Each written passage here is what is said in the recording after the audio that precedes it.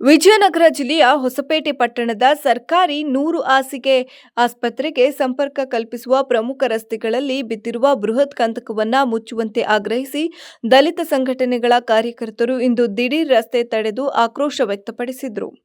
Dobby ghat ಬಳಿಯ ಸೇತುವೆಯ ರಸ್ತೆಯಲ್ಲಿ ದೊಡ್ಡದಾದ ಕಂಟಕವೊಂದು ಬಿದ್ದಿದ್ದು, ಇದು ಪ್ರತಿನಿತ್ಯ ಸಂಚರಿಸುವ ಸಂಚಾರಕರಿಗೆ ಮೃತ್ಯುಕೂಪವಾಗಿ ಪರಿಣಮಿಸಿದೆ. ಈ ರಸ್ತೆಯಲ್ಲಿ ಬೈಕ್ ಸವಾರರು ಕಂಟಕಕ್ಕೆ ಬಿದ್ದು ಕೈಕಾಲು ಮುರಿದುಕೊಳ್ಳುತ್ತಾ ಇರುವಂತಹ ಘಟನೆಗಳು ನಿರಂತರವಾಗಿ ನಡೀತಾ ಇದೆ ಎಂದು ಸಾರ್ವಜನಿಕರು ದೂರಿದರು. ಆಸ್ಪತ್ರೆಗೆ ತೆರಳುವ ತುರ್ತು ರೋಗಿಗಳಿಗೂ ಈ ರಸ್ತೆ ದೊಡ್ಡ ಅಡ್ಡಿಯಾಗಿದೆ.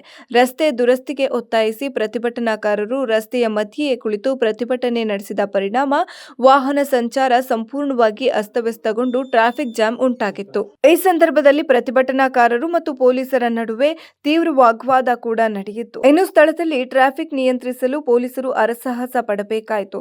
ಪರಿಸ್ಥಿತಿ ಕೈಮೀರ್ತಾ ಇದ್ದಂತೆ ಸ್ಥಳಕ್ಕೆ ಆಗಮಿಸಿದ ಹೊಸಪೇಟೆ ನಗರಸಭೆ ಅಧ್ಯಕ್ಷ ರೂಪೇಶ್ ಕುಮಾರ್ ಮತ್ತು ಪೌರಾಯುಕ್ತ ಯರ್ರಗುಡಿ ಶಿವಕುಮಾರ್ ಅವರು ಪ್ರತಿಭಟನಾಕಾರರೊಂದಿಗೆ ಮಾತನಾಡಿದರು.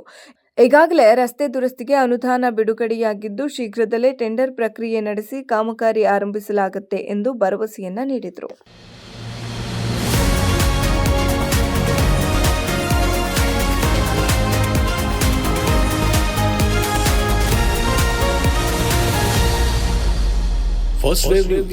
ನಿಮ್ಮ ದಾರಿ ನಮ್ಮ ಜವಾಬ್ದಾರಿ.